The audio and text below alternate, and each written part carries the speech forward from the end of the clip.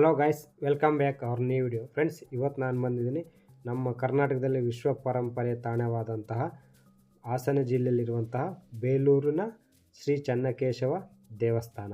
So ಈ ದೇವಸ್ಥಾನಕ್ಕೆ ನಾವು ಪ್ರತಿ ವರ್ಷ ಕೂಡ ನಾನು ಇಲ್ಲಿಗೆ ಬಂದು ಶ್ರೀ ಚೆನ್ನಕೇಶವ ದೇವಸ್ಥಾನ ದರ್ಶನವನ್ನು ಮಾಡಿಕೊಂಡು ಹೋಗುತ್ತೇನೆ.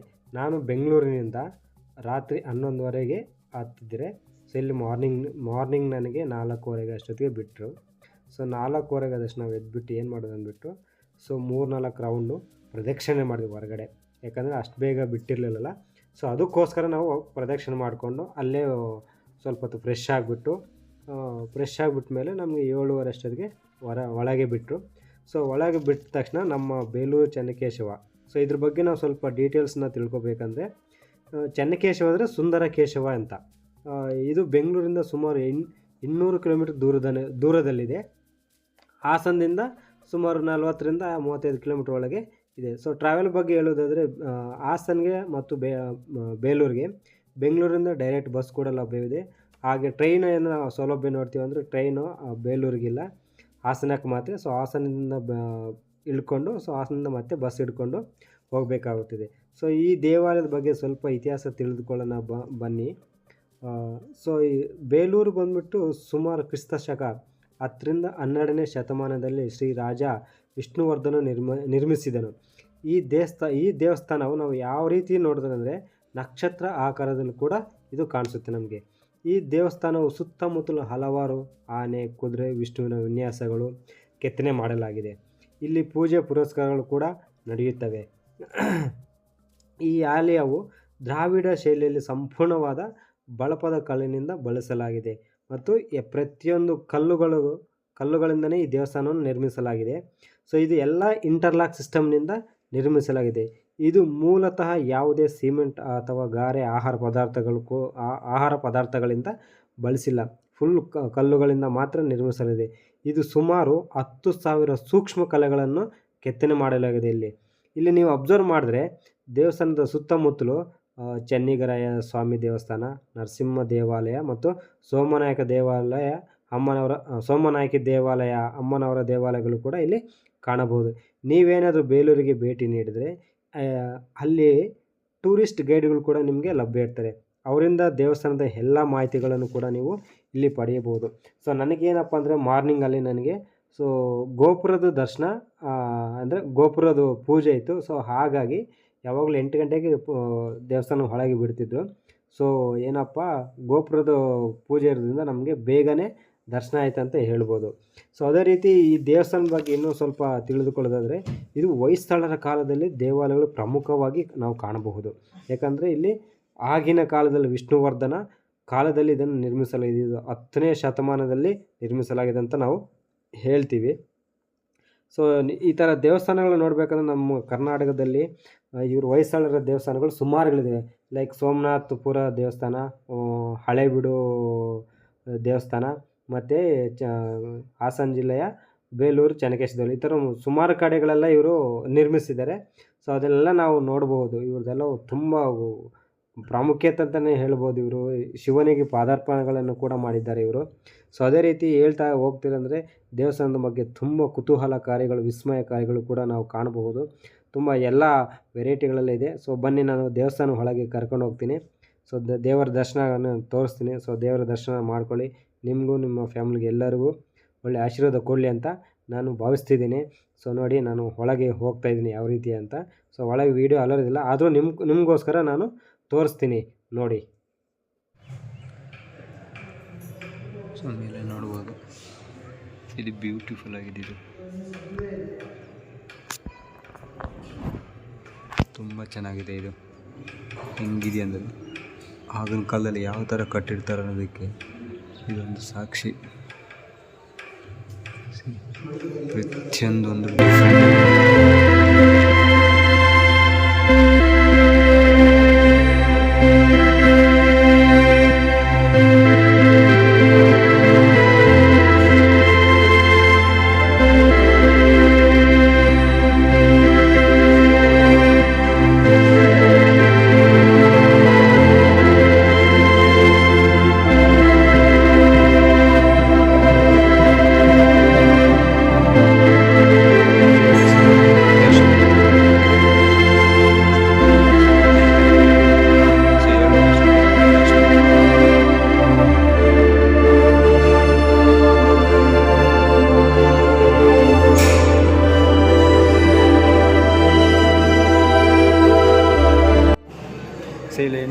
ಏನಪ್ಪ ಅಂದರೆ ಒಂದು ಕಂಬ ಇದ್ದಂಗೆ ಮತ್ತೊಂದು ಕಂಬ ಇರೋಲ್ಲ. ಸೊ ಇದು ಈ ಥರ ಇದ್ರೆ ಡಿಫ್ರೆಂಟು, ಅದು ಆ ಥರ ಇರುತ್ತೆ. ಸೊ ಪ್ರತಿಯೊಂದು ಕಂಬನೂ ಒಂದೊಂದು ಥರ ಡಿಫ್ರೆಂಟ್ ಇರುತ್ತೆ. ಸೊ ತುಂಬ ಒಂದು ಕೆತ್ತನೆ ಇದ್ದಂಗೆ ಮತ್ತೊಂದು ಕೆತ್ತನೆ ಇರೋದಿಲ್ಲ, ತುಂಬ ಡಿಫ್ರೆಂಟಾಗಿ ಕೆತ್ತನೆ ಮಾಡಿರ್ತಾರೆ. ಸೊ ಇಲ್ಲಿ ನೋಡ್ತಿದ್ರಲ್ಲ, ಆಗಿನ ಕಾಲದಲ್ಲಿ ಪಾದರಕ್ಷೆಗಳು, ದೇವರ ಪಾದಗಳು ತುಂಬ ಬ್ಯೂಟಿಫುಲ್ ಆಗಿದೆ. ಸೊ ಡೊನೇಟ್ ಮಾಡೋರು ಡೊನೇಟು ಮಾಡ್ಬೋದು. ದೇವರ ಪಾದಗಳು,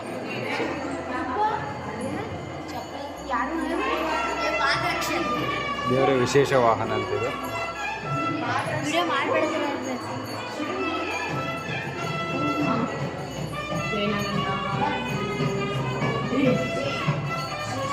ಸೊ ಇದು ಹೊರಗಡೆ.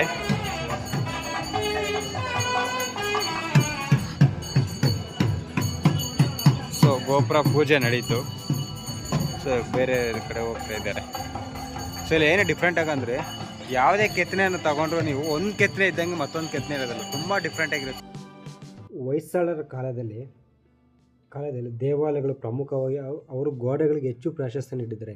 ಯಾಕಂದರೆ ಗೋಡೆಗಳಲ್ಲಿ ಪ್ರತಿಯೊಂದು ಕೆತ್ತನೆಗಳು ತುಂಬ ಬ್ಯೂಟಿಫುಲ್ ಆಗಿದೆ ಇಲ್ಲಿದೆ. ಅವರು ಈ ಗೋಡೆಗಳ ಮುಖಾಂತರ ತಮ್ಮ ದೇವಸ್ಥಾನ ಯಾವ ರೀತಿ ಕೆತ್ತನೆ ಮಾಡಿದ್ದಾರೆ, ಎಂತಕ್ಕೆ ಪ್ರಾಶಸ್ತ್ಯ ನಾವು ಕೊಟ್ಟಿದ್ದೇವೆ ಅನ್ನೋದು ಪ್ರಮುಖವಾಗಿ ವಿವರಣೆ ಸಮೇತ ಇಲ್ಲಿ ಚಿತ್ರಗಳ ಸಮೇತ ಇಲ್ಲಿ ವಿವರಣೆ ನೀಡಿದ್ದಾರೆ.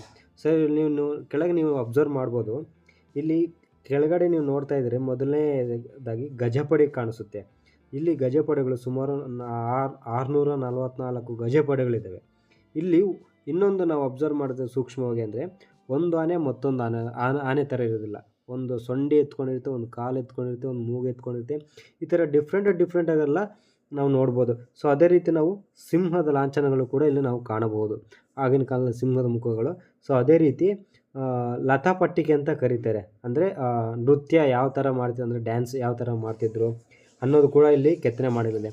ಮತ್ತು ಆಗಿನ ಕಾಲದ ಅಂದರೆ ರಾಮಾಯಣ ಮತ್ತು ಮಹಾಭಾರತಗಳು, ಆಗಿನ ಕಾಲದಲ್ಲಿ ಮಹಾಭಾರತ ಯಾವ ರೀತಿ ನಡೀತು, ಅವ್ರ ಮದುವೆಗಳು, ವಿನ್ಯಾಸಗಳು ಯಾವ ರೀತಿ ಇದ್ದರು ಅನ್ನೋದು ಕೂಡ ಇಲ್ಲಿ ಕೆತ್ತನೆ ಮಾಡಿರೋದೆ. ಅದೇ ರೀತಿ ರಾಮಾಯಣದ ವಿಚಾರಗಳು ಮತ್ತು ಸಮಾರೋಪಗಳು ಅದು ಕೂಡ ಇದರಲ್ಲಿ ಕೆತ್ತನೆಗಳಿದೆ. ಸುಮಾರು ಅಂದರೆ ಈ ಥರ ರಾಮಾಯಣ ಮಹಾಭಾರತಗಳೆಲ್ಲ ಇದು ಸುಮಾರಿದೆ. ಮತ್ತು ಒಳಗೆ ನಾನು ಆಲ್ರೆಡಿ ಒಂದು ವೀಡಿಯೋ ತೋರಿಸ್ನಲ್ಲ, ಅದು ಒಳಗದ ಗರ್ಭಗುಡಿಯಲ್ಲಿ ಅಲ್ಲಿ ಶ್ರೀ ಲಕ್ಷ್ಮೀ ನರಸಿಂಹ ಸ್ವಾಮಿ ದೇವಸ್ಥಾನದ ಇಟ್ಕೊಂಡು ಈ ಥರ ಬಾಗ್ದಂಗೆ ಆಯ್ತಲ್ಲ, ಸೊ ಆ ಥರ ಐತೆ. ಅದಿನ್ನೂ ಬ್ಯೂಟಿಫುಲ್ ಅದಂತಲೇ ಹೇಳ್ಬೋದು. ಇಲ್ಲಿ ತುಂಬ ಚೆನ್ನಾಗಿದೆ ಈ ಬೇಲೂರು ಚೆನ್ನಕೇಶವ ದೇವಸ್ಥಾನ ನೋಡೋಕ್ಕಂತೂ.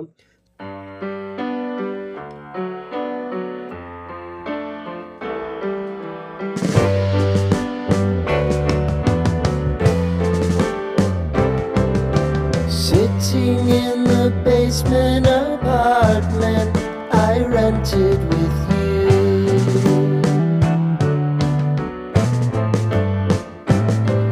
remembering the holiday party we had with the crew.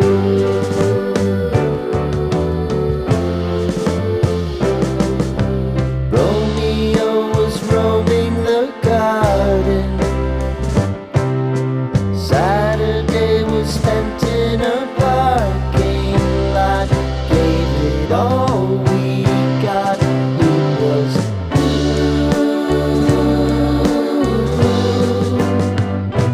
so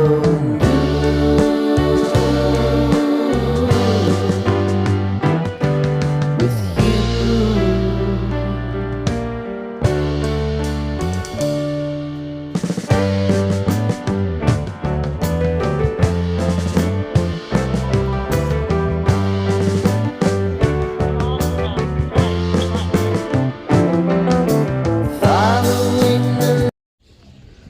so ಇಲ್ಲಿ ಇನ್ನೊಂದು ಏನಪ್ಪ ಅಂದರೆ, ಸೊ ಆಫ್ಟರ್ 9 o'clock 10 o'clock ಹಂಗೆ ಆದಮೇಲೆ ಸೊ ನಿಮಗೆ ಕನ್ನಡ ಗೈಡ್ಸ್ ಟೂರಿಸ್ಟ್ ಅವ್ರು ಸಿಗ್ತಾರೆ. ಬೇಕಾದ್ರೆ ನೀವು ಗೈಡ್ ತೊಗೊಂಡು ನೀವು ಪ್ರತಿಯೊಂದು ಡೀಟೇಲ್ಸ್ನ ಇಲ್ಲಿ ಪಡಿಬೋದು.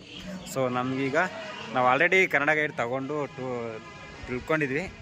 ಸೊ ಹಾಗಾಗಿ ನಮ್ಮ ಟೂರಿಸ್ಟ್ ಗೈಡ್ ಇಷ್ಟೊತ್ತಿಗೆ ನಮ್ಗೆ ಸಿಗಲಿಲ್ಲ. ಸೊ ಹಾಗಾಗಿ ನಾವು ಓನಾಗಿ ಹೇಳ್ತಾ ಇದ್ದೀವಿ. ಸೊ ನೀವು ಬೇಕಾದರೆ ಟೂರಿಸ್ಟ್ ಗೈಡ್ನ ತಗೋಬೋದು. ಸೊ ಪ್ರತಿಯೊಂದು ಡೀಟೇಲ್ಸ್ ಅವರು ಇನ್ ಡೀಟೇಲ್ಸಾಗಿ ಹೇಳ್ತಾರೆ, ಇನ್ ಡೆಪ್ತಾಗಿ ಹೇಳ್ತಾರೆ. ಸೊ ನೀವು ತಿಳ್ಕೊಬೋದು. ಸೊ ಇದು ಮಂಟಪ. ಸೊ ಪಕ್ಕದಲ್ಲೇ ಚೆನ್ನಿಗರಾಯ ದೇವಸ್ಥಾನ ಇತ್ತು, ಅಲ್ಲಿ ಬಾಗಿಲು ತೆಗೆದಿರಲಿಲ್ಲ. ಸೊ ಹಾಗಾಗಿ ನಾವು ದರ್ಶನ ಪಡ್ಕೊಳ್ಳೋಕ್ಕಾಗಿಲ್ಲ. ಸೊ ಹಿಂದ್ಗಡೆ ಬಂದರೆ ನಾವು ಸೋಮನಾಯಕಿ ಅಮ್ಮನವರ ದರ್ಶನ ಕೂಡ ನಮಗೆ ತುಂಬ ಚೆನ್ನಾಗಾಯಿತು. ಸೊ ಇಲ್ಲೊಂದೊಂದು ಅಬ್ಸರ್ವ್ ಮಾಡಬೇಕೇನಂದರೆ, ಬೆಳಗ್ಗೆ ಕೂಡ ವಿದ್ಯಾರ್ಥಿಗಳು ಕೂಡ ನಮಗೆ ಸಿಕ್ಕಿದ್ರು. ಸೊ ಕೆಲವೊಂದು ವಿದ್ಯಾರ್ಥಿಗಳು ಕೂಡ ನಮ್ಮನ್ನು ಮಾತಾಡಿಸಿದ್ರು. ಸೊ ಚೆನ್ನಾಗಿದೆ ಅಂತ ಹೇಳಿದ್ರು. ಸೊ ನೀವು ಕೂಡ ಒಮ್ಮೆ ಬೇಲೂರಿಗೆ ಭೇಟಿ ಕೊಡಿ, ತುಂಬ ಚೆನ್ನಾಗಿದೆ. ಶ್ರೀ ಚೆನ್ನಕೇಶವ ದೇವಸ್ಥಾನ ಕೂಡ ದರ್ಶನ ಪಡ್ಕೊಳ್ಳಿ, ತುಂಬ ಚೆನ್ನಾಗಿರುತ್ತೆ. ಸೊ ಅದೇ ರೀತಿ ನೀವು ಇಲ್ಲಿ ಅಬ್ಸರ್ವ್ ಮಾಡಬೇಕಂದ್ರೆ ಇಲ್ಲಿ ಕಂಬ ಇದೆ ಗೊತ್ತಾ, ಧ್ವಜಸ್ತಂಭ. ಸೊ ಇಲ್ಲಿ ಅದರ ಸುತ್ತೂ ಕೂಡ ಒಂದು ನಕ್ಷತ್ರದ ಆಕಾರದಲ್ಲೂ ಕೂಡ ಒಂದು ಅಡಿಪಾಯ ಕೂಡ ಹಾಕಿದ್ದಾರೆ ಅಂತಲೇ ನಾವು ಹೇಳ್ಬೋದು. ಸೊ ತುಂಬ ಚೆನ್ನಾಗಿದೆ. ಸೊ ಒಮ್ಮೆ ಭೇಟಿ ಕೊಡಿ. ಪ್ರಸಾದ ವಿನಿಯೋಗ ಸಿಗುತ್ತೆ, ನೀವು ಬೇಕಾದಲ್ಲಿ ಪ್ರಸಾದ ಪಡಿಬೋದು. ಎಷ್ಟು ಚೆನ್ನಾಗಿದೆ. ಸೊ ಇಲ್ಲಿ ನೋಡಿದ್ರೆ ಇಲ್ಲಿ ಪುಷ್ಕರಣಿ ಇದೆ ಇಲ್ಲಿ. ಸೊ ಪುಷ್ಕರಣಿಯಲ್ಲಿ ಅಲ್ಲಿಂದ ನೀರು ಬರ್ತವೆ. ಸೊ ಇಲ್ಲಿ ನಾನು ಆವಾಗಲೇ ತೋರಿಸ್ನಲ್ಲ, ಇದು ಬಾವಿ. ಸೊ ಇಲ್ಲಿಂದನೇ ದೇವರಿಗೆ ನೀರು ತಗೊಂಡು ಹೋಗ್ತಾರೆ. ಸೊ ಅಲ್ಲಿ ಬೇಕಾದ್ರೆ ನಿಮ್ಗೆ ಪ್ರಸಾದ ಎಲ್ಲ ಸಿಗುತ್ತೆ ಇಲ್ಲಿ. ಸೊ ಅಲ್ಲಿ ಬೇಕಾದರೆ ನೀವು 120 ರೂಪೀಸ್ ಏನೋ ತೊಗೊತಾರೆ. ಸೊ ನೀವು ಅಲ್ಲಿ ಹೋಗಿ ಒಂದು ಸಲ ವಿಚಾರಿಸಿ, ನಿಮ್ಗೆ ಎಷ್ಟು ಬೇಕೋ ಅಷ್ಟು ಪ್ರಸಾದ ಬೇಕಾದರೆ ತೊಗೋಬೋದು. ಸೊ ವಿಡಿಯೋ ಎಲ್ಲರಿಗೂ ಇಷ್ಟ ಆಗಿದೆ ಅನ್ಕೊತೀನಿ. ಸೊ ಇಷ್ಟ ಆಗಿದ್ರೆ ನಮ್ಮ ವಿಡಿಯೋ ಇನ್ನೂ ಯಾರೆಲ್ಲ ಸಬ್ಸ್ಕ್ರೈಬ್ ಮಾಡ್ಕೊಳ್ಳ, ದಯವಿಟ್ಟು ನಮ್ಮ ಚಾನಲನ್ನು ಪ್ರಭಾವ್ ಕನ್ನಡ ಟ್ರಾವೆಲನ್ನು ಸಬ್ಸ್ಕ್ರೈಬ್ ಮಾಡ್ಕೊಳ್ಳಿ. Thank you for watching. Chennakeshava ದೇವಸ್ಥಾನ ಸ್ವಾಮಿಯವರ ದರ್ಶನ ತುಂಬ ಚೆನ್ನಾಗಾಯ್ತು ಅಂತಲೇ ಹೇಳ್ಬೋದು. ಸೊ ಇದು ದೇವಸ್ಥಾನ ಮುಗಿಸ್ಕೊಂಡ್ಮೇಲೆ ನೀವು ಹಳೇಬೀಡು ಕೂಡ ಹೋಗ್ಬೋದು. ಸೊ ಇಲ್ಲಿಂದ ಸುಮಾರು 40-35 ಕಿಲೋಮೀಟ್ರ್ ತನಕ ಆಗುತ್ತೆ. ಸೊ ನೀವು ಬೇಕಾದರೆ ಇಲ್ಲಿಂದನೂ ಹೋಗಿ ಅದನ್ನು ಕೂಡ ನೀವು ನೋಡ್ಬೋದು, ತುಂಬ ಚೆನ್ನಾಗಿದೆ. ಸೊ ನೀವೇನಾದರೂ ಚಿಕ್ಕಮಂಗ್ಳೂರು ಕಡೆಯೂ ಪ್ರವಾಸ ಮಾಡಿದ್ರೆ ಇದನ್ನು ಕೂಡ ಒಮ್ಮೆ ಭೇಟಿ ಮಾಡಿಕೊಂಡು ಹೋಗ್ಬೋದು, ದರ್ಶನ ಮಾಡ್ಕೋಬೋದು. ಬಟ್ ನಮ್ಗೆ ಈಗ ಬೇಗ ಆಯಿತು, ಯಾಕಂದರೆ ಗೋಪುರದ ದರ್ಶನ ಪೂಜೆ ಮಾಡ್ಬೇಕಂದ್ಬಿಟ್ಟು ನಮ್ಗೆ ಏನಾಯ್ತು ಅಂದರೆ ನಮಗೆ ಬೇಗ ದರ್ಶನ ಆಯಿತು. ಸೊ ಬೇರೆ ಟೈಮಲ್ಲಿ ಬಂದಂದ್ರೆ ಅರೌಂಡ್ ನಿಮಗೆ 8 o'clock ಸ್ಟಾರ್ಟ್ ಆಗಿಬಿಡುತ್ತೆ. ತುಂಬ ಬ್ಯೂಟಿಫುಲ್ ಆಗಿದೆ. 360 ಡೇಸ್ ನನ್ನ ಪ್ರಕಾರ ಇದು ಒಳ್ಳೆ ಬೆಸ್ಟ್ ಪ್ಲೇಸ್ ಅಂತ ಹೇಳ್ಬೋದು. ಸೊ ಈಗ ನಾವು ಬಂದಿರೋದು ಡಿಸೆಂಬರಲ್ಲಿ. ಸೊ ನೆಕ್ಸ್ಟ್ ನೋಡಬೇಕು ನಾನು ಯಾವಾಗ ಬರ್ತೀನಿ ಅಂತ. ಸೊ ಪ್ರತಿ ಇಯರು ನಾನು ಇದರೊಳಗೆ ಬಂದು ನಾನು ದರ್ಶನ ಮಾಡ್ಕೊಂಡು ಹೋಗ್ತೀನಿ. ಸೊ ಒಳ್ಳೆ ದೇವರು. ಸೊ ನಾನು ನೋಡಿದ್ರಲ್ಲ, ನಮ್ಮ ಹುಡುಗ ಪ್ರಸಾದ ತಗೊಂತಾನೆ ಆಲ್ರೆಡಿ. ಸೊ ಇದೇ ಪುಷ್ಕರಣಿ ಹೇಳಿದ್ನಲ್ಲ, ಸೊ ಪುಷ್ಕರಣಿ ಇದೆ. ಸೊ ಅಲ್ಲಿ ನೋಡಿ ಇನ್ನೂ ಕನ್ಸ್ಟ್ರಕ್ಷನ್ ನಡೀತಿರೋದು. ಸೊ ಈ ಕಡೆ ಎಲ್ಲ ಬೇಕಾದ್ರೆ ನೀವು ಒಂದು ರೌಂಡ್ ಹೊಡಿಬೋದು. ಸೊ ಬೆಳಗ್ಗೆ ನಾವು 4:15 ಇಳಿದಾಗ ಸೊ ಇದು ಪೂರ್ತಿ ಸರೌಂಡಿಂಗ್ ಎಲ್ಲ ನಾವು 3 ಪ್ರದಕ್ಷಿಣೆ ಮಾಡ್ತೀವಿ. ಸುಮಾರು ಈ ಕಡೆ ಒಂದು 200 ಮೀಟ್ರ್ ಆ ಥರ. ಸೊ ನಾವು ಬೆಳಗ್ಗೆ ಬೆಂಗಳೂರಲ್ಲಿ ಬಂದುಬಿಟ್ಟು ನಾವು ರಾತ್ರಿ ಅರೌಂಡಿಂಗು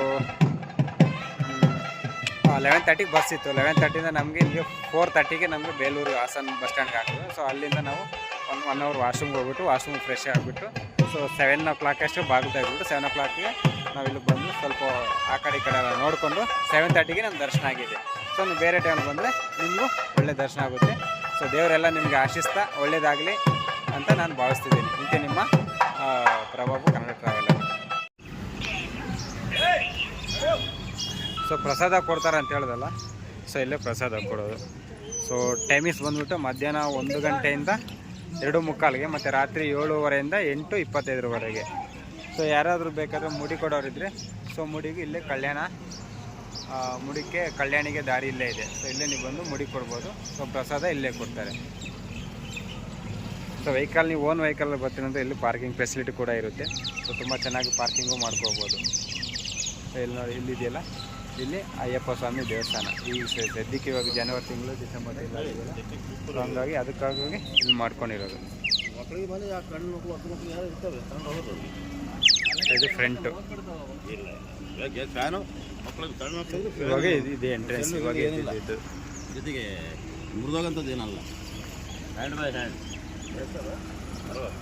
ತುಂಬ ಚೆನ್ನಾಗಿದೆ. ಸೊ ನೋಡಿ, ತುಂಬ ಬ್ಯೂಟಿಫುಲ್ ಆಗಿದೆ.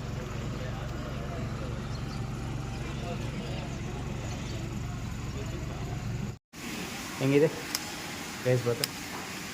ಚೆನ್ನಾಗೈತಾ? ನಾವು ರೈಸ್ ಬಾತ್ ತೊಗೊಂಡವನೆ, ನಾನು ಬಿಸಿಬೇಳೆ ಬಾತ್ ತೊಗೊಂಡಿದ್ದೀನಿ.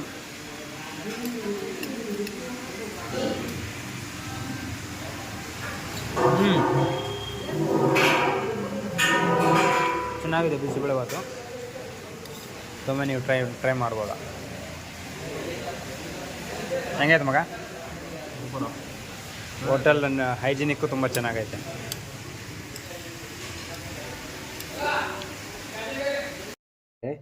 ಸೊ ದೇವಸ್ಥಾನ ಮುಂಭಾಗದಲ್ಲಿರುವಂತಹ ಹೋಟೆಲ್ನಲ್ಲಿ ಟಿಫನ್ ಮಾಡಿದ್ವಿ.